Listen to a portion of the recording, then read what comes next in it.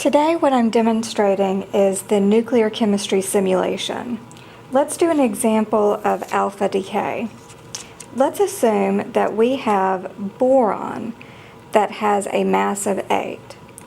Boron with a mass of 8 would have 4 protons, which we have here, and 4 neutrons, which we can illustrate by flipping over our stack of cards to show 4 neutrons.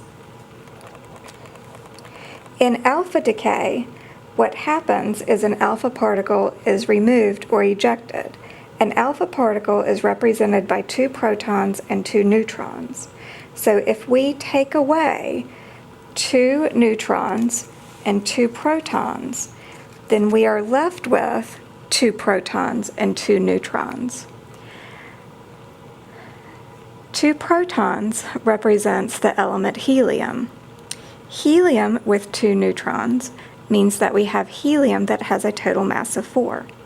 So if we start with boron with a mass of 8 and it undergoes alpha decay, then that means that we are left with helium with a mass of 4.